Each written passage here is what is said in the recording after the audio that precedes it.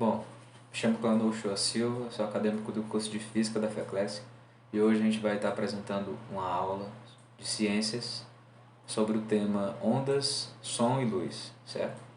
Então esse tema é voltado para o ensino fundamental e vamos aqui à apresentação. Dando início aqui ao slide, certo? Com o tema ondas, som e luz. É muito interessante ver esse tema no fim do ensino fundamental. Então, no caso, a gente está falando aí do nono ano, certo? Quando dá para se ver esse tema? A gente sabe que tem muitas coisas novas que chegam para os alunos, muitos aspectos físicos e introdução à química também. Mas, se o professor conseguir um tempo ao fim do ano para poder dar esse tema, é legal porque o aluno já entra com mais um conhecimento prévio no ensino médio, certo? Já que isso vai ser muito visto no ensino médio e aprofundado. Então, vamos lá. Onda, som e luz. Então, o que seria a ondulatória?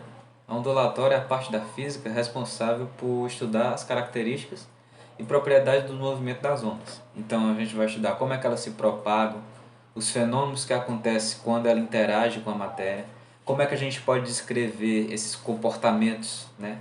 esse comportamento da onda na natureza, matematicamente. Aqui a gente não vai ver muito isso, certo?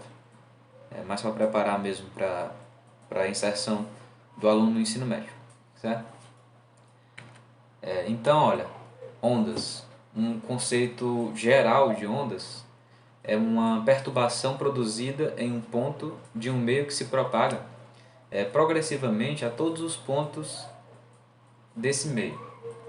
Como assim? Por exemplo, vou pegar aqui um violão, vou fazer uma perturbação aqui nessa corda aqui, certo?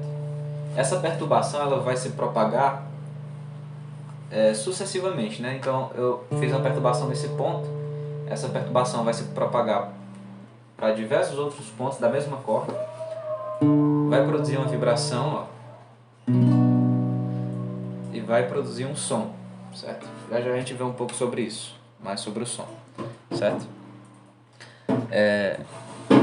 Então um exemplo aqui, olha, eu tenho aqui ondas circulares na superfície de um líquido.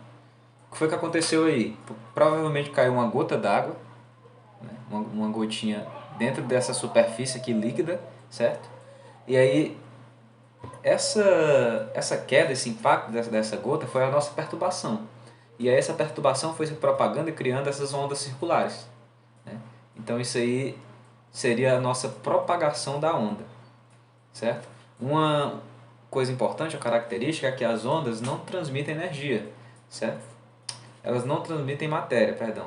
Elas só transmitem energia. Mas você pode pegar um exemplo, mas tem um surfista na praia. Ele está se movendo, né? A onda está arrastando ele. Como é que essa afirmação é correta? É porque na verdade o surfista ele não está sendo arrastado pela onda. Para surfar ele tem que remar. Então a onda ela tá se propagando, né? E o surfista ele vai acompanhar essa onda, ele vai fazer um acompanhamento. Mas você pode pensar, mas quando eu estou tomando banho na praia, quebra uma onda na minha frente e ela me arrasta.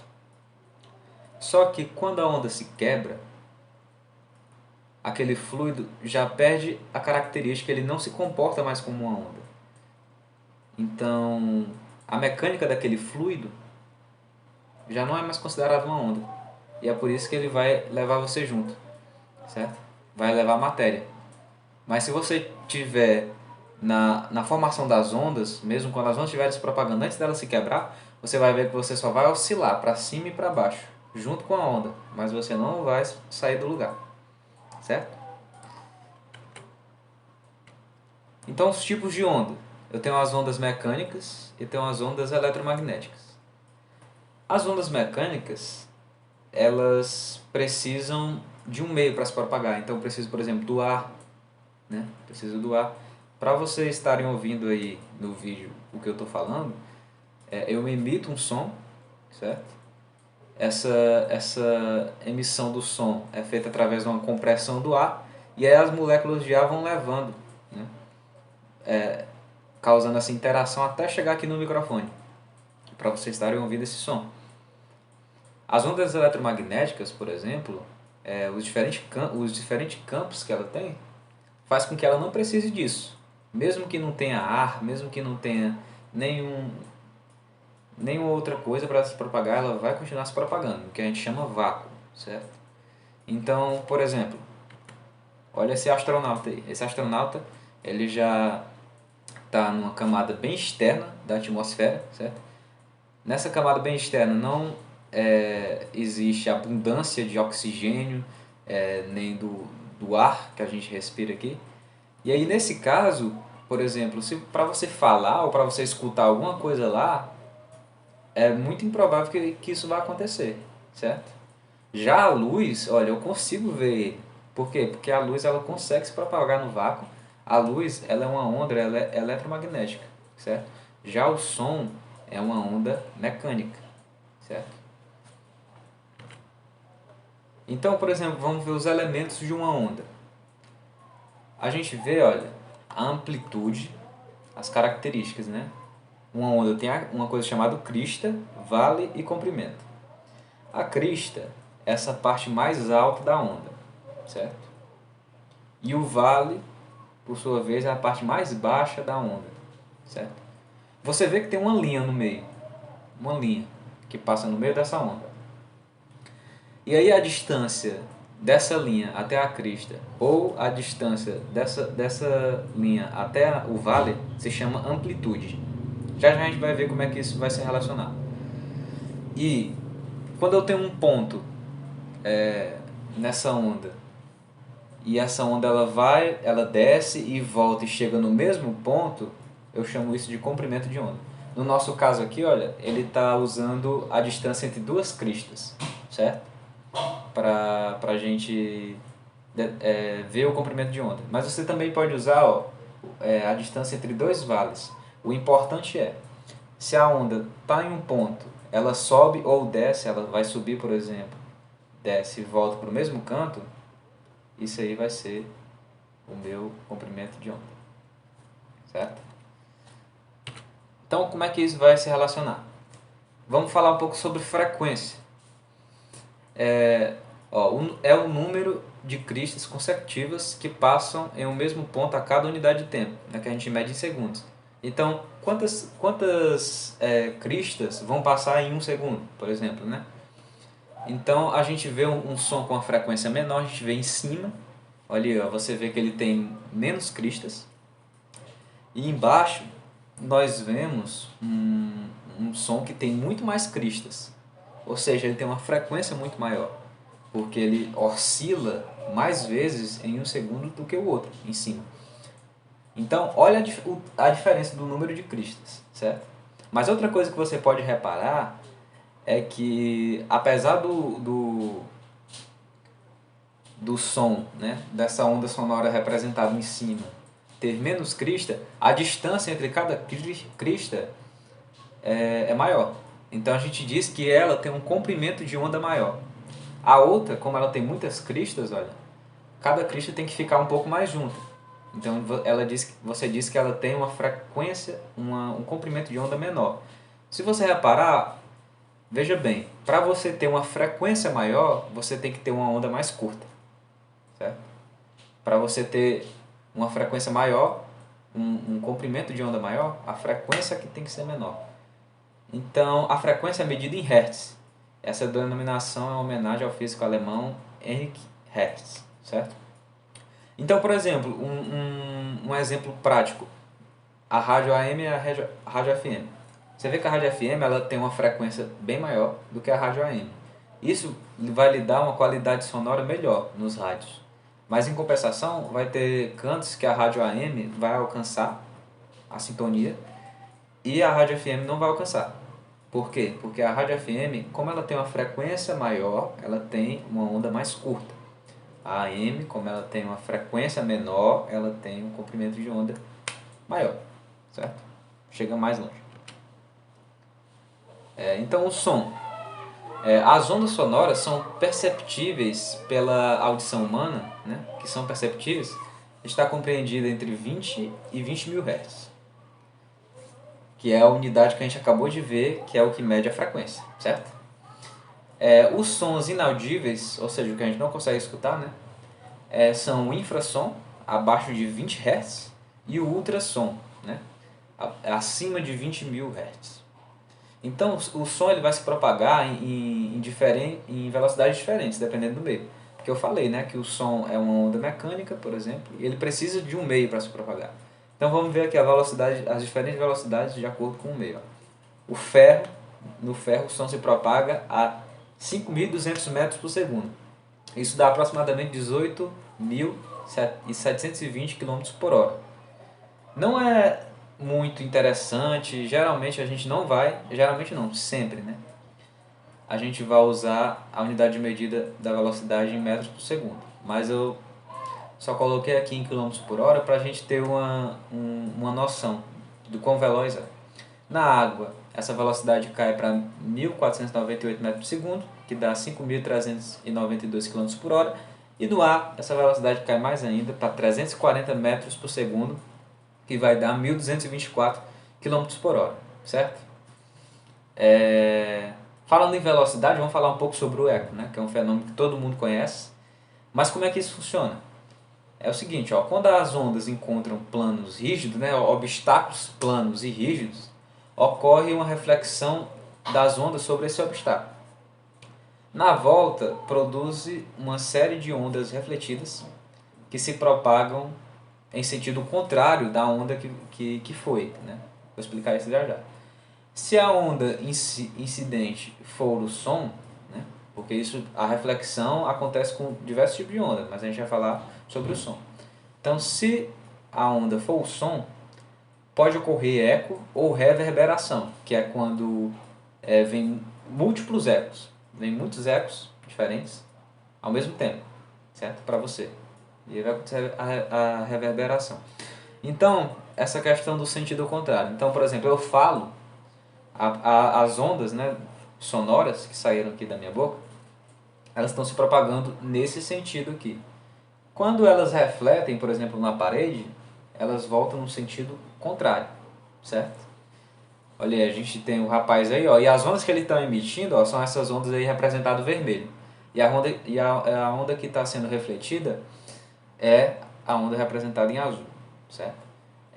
Uma coisa legal também é que para ver eco, você precisa estar numa distância mínima entre você e o obstáculo de 17 metros, certo? Por quê? Porque o ouvido humano só consegue perceber a diferença entre o som que vai e volta de 0,1 segundos. E como a velocidade da luz é 340 metros por segundo, ela precisa percorrer 34 metros, né? Ou seja, 17 indo e 17 voltando, para você poder notar essa diferença. É por isso que os estúdios de gravação geralmente são pequenos, né? Para não dar reverberação e nem eco nos microfones. Então, olha, uma aplicação prática dessa atribuição sonora, né? Olha, a gente tem aqui um navio, né? E a gente tem um submarino. Então, um reflete um sinal sonoro, pode ser um infrassom, na verdade, imperceptível ao ouvido humano, e aí reflete no outro objeto e depois volta para ele. Ele calcula o tempo, certo? E com o tempo que levou para ir e voltar, ele consegue calcular a distância que está um objeto dele, certo? Então vamos logo para a luz aqui, né? Para encerrar. A luz é uma parte do espectro eletromagnético conhecido como espectro da luz visível, certo? Então, a gente tem, assim como no som a gente tem os infrassons e os ultrassons, na luz a gente tem uma coisa chamada infravermelho e ultravioleta, certo? E aí no meio desses dois está o espectro, né? A parte ali da frequência de luz que a gente consegue enxergar. Dentro do que a gente enxerga, né, temos os corpos iluminados e os corpos luminosos. Os corpos iluminados não possuem luz própria, como a Lua, por exemplo. Né? E os corpos luminosos emitem luz própria, como o Sol. Né? Então a Lua ela não tem luz própria, ela está refletindo a luz do Sol, certo? Então ela funciona como se fosse, não como se fosse um espelho, porque ela só vai refletir a luz, não vai refletir a imagem em si, né? Mas ela tem uma superfície cinza, né? E essa superfície cinza, o branco, ele reflete muita luz, ele não absorve. Então ela tem essa capacidade de iluminar a Terra, certo? Através da luz do Sol. A propagação da luz. É muito importante a gente destacar aqui que a luz ela se propaga em linha reta e em todas as direções. Olha, a gente tem uma vela, certo? A luz dessa vela ela está se propagando em todas as direções, mas como a gente se interessa somente em como essa luz vai chegar ali no ponto B, a gente só está representando 3 raios, certo? Ó, esses 3 raios eles são retos e estão em direções diferentes. Então, a gente tem um furo aqui, a gente tem um papelão, certo? Entre o ponto B e a lâmpada, e você vê que somente o raio retilíneo que passa por esse furo é que vai chegar lá no ponto B, né? Então a luz ela não tem, no meio homogêneo, né? Ela não tem essa capacidade de curvar os seus raios espontaneamente, né? Então, se tiver um obstáculo, realmente vai impedir que essa luz ultrapasse. Então, por exemplo, um eclipse lunar. Os eclipses lunares ocorrem quando o Sol, a Terra e a Lua estão alinhados, certo?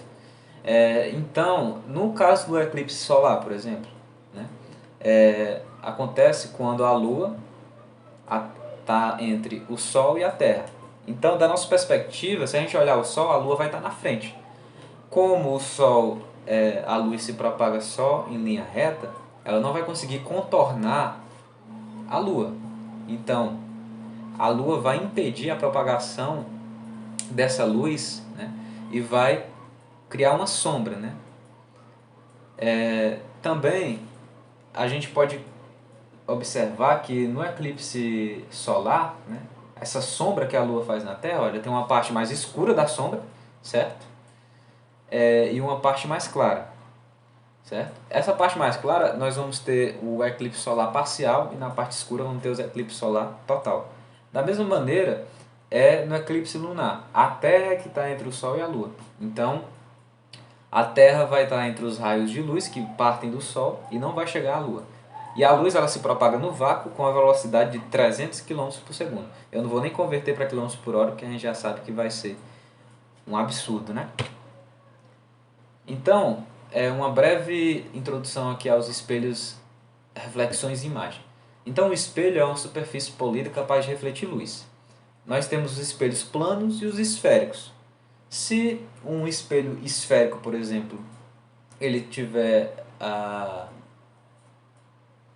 uma curvatura, né, para fora desse espelho, como se fosse uma barriguinha, ele vai ser considerado um espelho convexo, certo? Se ele tiver uma barriguinha para dentro, como se fosse uma bacia assim, ele é considerado um espelho côncavo, certo? Então o espelho plano, por exemplo, ele produz uma imagem atrás dele de mesma distância. Se você olhar para o espelho plano, é como se a imagem não estivesse atrás dele. Ó. Tem esse cachorro aqui, é como se tivesse outro cachorro do outro lado. E a distância aparente é a mesma que a gente tem, né? Então se a gente se distanciar, a gente vê o mesmo distanciamento ocorrendo na imagem. Os espelhos côncavos, por exemplo, são esses usados, por exemplo, no dentista, né? Então a imagem refletida por um espelho côncavo, né? Ela pode ser virtual ou real. A imagem virtual, por exemplo, o que acontece? Esse espelho ele faz o prolongamento de alguns raios luminosos.